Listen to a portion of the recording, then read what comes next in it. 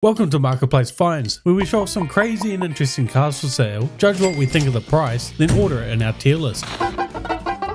This man really looked at a perfectly normal Chevy Blazer and cut off the roof to make it into a convertible. But not only that, every picture of this thing looks like it was taken mid-escape from a crime scene. Half of them are blurry, crooked, or shot at 2 AM, like the Blazer didn't want to be photographed. Even the video they took is minimum effort. Either way, I guess you can't complain for $1,200. Just enjoy the extra breeze and extra bugs to the face. Alright boys, gather around, we've got a real one today. Not a Fiero wearing a Halloween costume, not a kit car assembled by a man named Randy in a shed, a genuine actual Lotus Esprit V8, the supercar for people who wanted Ferrari looks but also enjoyed gambling with their bank account. The whole body is one giant aerodynamic Dorito, sharp angles, low roofline, and a stance lower than your self-esteem. After checking the repair costs, it was repainted 4 years ago, and as you can see, the yellow is so bright it could probably blind a moth. Inside, you get that British sports car charm, switches from 3 different manufacturers, leather that has the texture of a well-used wallet, and ergonomics designed by someone who clearly had never sat in a chair before, but it's all intact, and the manual shifter sits there like a promise that you're about to do something stupid but memorable. Here's where things get interesting. The seller basically replaced every part under the hood twice, and it still somehow has a check engine light that's been on for the last 6 years. They are after $60,000, and honestly, for a clean, sorted, non-replica Esprit with all the expensive stuff already handled, that's really not a bad price. Usually when a mystery windowless 70s van shows up on Marketplace, we're legally required to roast it. Half the time they've got shag carpet that smells like sadness, a mattress that looks like it's seen war, and an owner who definitely shouldn't be allowed within 500 feet of a playground. But this one is different, sitting on an insane 18-inch lift with 38-inch tires big enough to roll over a Prius and never even notice, and the spare tire on the back, that thing is a full roommate. You could rent it out for $800 a month in Calgary. It's even wheelchair accessible at its insane height by use of this lift, and instead of the usual don't go in the back vibes, this thing's pretty normal, with see-through rear windows so Jesus can catch you sinning. There are mods galore such as a front and rear winch, upgraded diffs, but best of all is the unpictured recently rebuilt 383 stroker, making a huge 430 horsepower. It's quite easily the coolest van we've come across, but it doesn't come cheap, sitting at $21,000. However, they did say, make me an offer, so you might get it cheaper.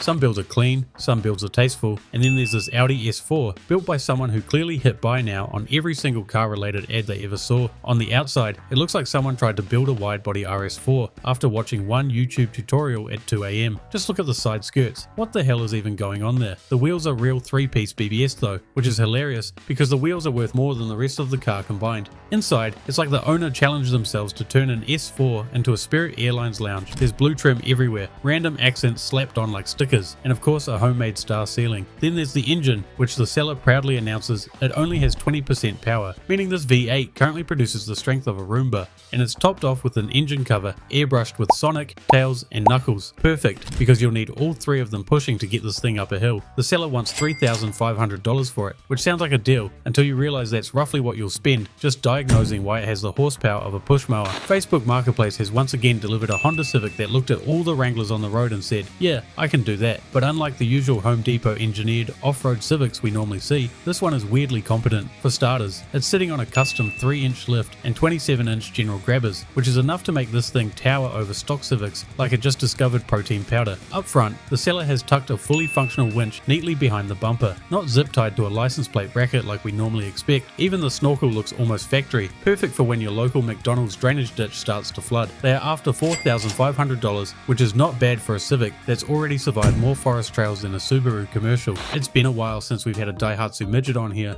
and honestly, I miss these little goblin vans. Every time one pops up, it looks like someone tried to draw a truck from memory after being bonked on the head with a frying pan. It's adorable, it's confused, basically the pug version of a car. On the outside, it's rocking that weird styling with one giant Cyclops spare tire on the nose, headlights that look permanently startled, and whatever body shape you'd call the side profile. This one's been dipped in teal, like a Nintendo DS from 2006 reincarnated as a delivery van. Inside you get 2 seats that could only fit a toddler comfortably, a steering wheel the size of a dinner plate, and the engine mounted directly under your butt, which is probably great in winter. Speaking of that engine, it's your classic K-Car baby 3-cylinder, pushing out about 28 horsepower on a good day, so you might be able to win some mobility scooter races. I'll give the seller one thing. thing. They didn't cheap out, which makes it even more surprising that they are only after $6,000, which for one of these is a steal. This 2010 BMW 528 might look like a normal, clean blue sedan from the front, but take one step to the side and you're suddenly transported straight into an episode of Dragon Ball Super. The entire profile of the car is wrapped in a full-scene battle mural of Goku and Vegeta going blue form, like they're powering up to get whatever traffic dares to pull next to you. As a 90s kid, I can't even really hate it, and I'm just glad that the wrap job actually looks decent, and not some Alibaba wrap that starts peeling the first time it sees the sun. Inside it's had a fair few modifications as well, with a ton of blue accents and custom touches. Onto the price, it's surprisingly not. Over 9,000!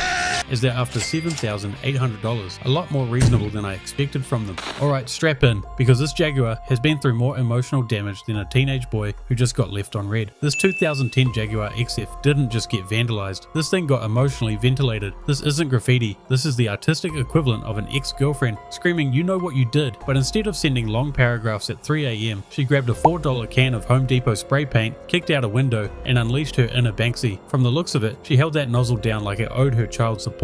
You've got red, white, grey, and probably tears, just layers of rage fumes. She didn't even let the seats live. And then there's the seller's description, where they casually say it had some graffiti on it, just some, as if a car should have any amount of spray paint on it, except for a 16-year-old's first car's paint job. It's an absolute mess, but for the only $1,200 asking price, the engine and transmission are easily worth double that alone. If one already riced out car was too much for your eyes, well, I'm sorry to say we've got another one, being this 2012 Hyundai Veloster. It's rocking more canards, fins, and random plastic triangles than a Lego set. Every inch has some kind of modification, desperately trying to convince you that this thing is fast, but it's definitely not working. At least it's slow enough that those fender flare spikes won't be able to hurt someone. And then there's the tinted out headlights, or the universal sign that either the driver wants this car to be written off driving at night, or that they didn't get enough attention as a kid and love it when the police inevitably pull them over for it. The interior honestly isn't that bad, being mostly stock, aside from some masks that I really hope are just left over from Halloween and not a permanent design. It's been listed up for $5,800, which isn't that bad, until you read that it's done 190,000 miles, which on a Hyundai is basically like living to 110 years old. 99% of drivers get annoyed the moment they see a 49cc leaf blower puttering down the road holding up traffic, but this guy really wanted to hit 100% hate rate, and how they did that of course is by strapping a concert grade audio system to a scooter that already struggles to outrun a golf cart. They even gave us a video so you can feel your blood pressure rise in real time. They're after $5,500 for it, which already sounds overpriced, but maybe that's a good thing, because they might just realize what a dumb idea it was to modify it like this. This one's just a little bonus find we came across. It's a 2008 Chevy 1500, which looks like a normal truck in this photo, and then bam, the whole bed lid lifts up to the sky, revealing what might just be the best truck bed we've ever seen. You get two 30-inch TVs with working satellite, 4 speakers, 2 coolers, and even a grill that slides out. Ideal for those nights, she says, sleep in your truck, and you respond by hosting Monday Night Football from the driveway. They're after $26,000, which is unfortunately insanely overpriced even for a cool build. At first glance, you'll notice, actually no you won't, because the seller apparently forgot the exterior exists. We get half of one photo of the outside just enough to confirm it's orange and that it might be a Ford Expedition and not a giant bag of Cheetos on 26s, but the interior? Oh, they documented every molecule of that. Open the hatch and you're greeted by a full movie theater, 4 huge speakers, an Xbox 360, and more screens than an airport terminal. Every panel inside is dipped, wrapped, and upholstered in the most brightest shade of orange known to mankind. Even the door panels have their own speaker colonies, which of course has got vertical doors. The sheer amount of tangerine leather, custom stitching, and monitors to live stream every angle of your bad decisions is impressive. 11 grand is a bold ask, but to be fair, there's probably $10,500 worth of speakers and $500 worth of Ford still left. You know all those videos of Mustang drivers leaving a car meet before promptly hitting a curb, tree, or barrier? Well, this is probably the aftermath of one, because as you can see, the front end has been completely deleted and in its place, a trailer hitch questionably installed. So now 3 of your buddies can enjoy what's left of your car in an even more dangerous way. At least the leather seats do look comfortable. It's been listed up for only $750, so it's cheap I guess, but I really have no clue who or what this is made for.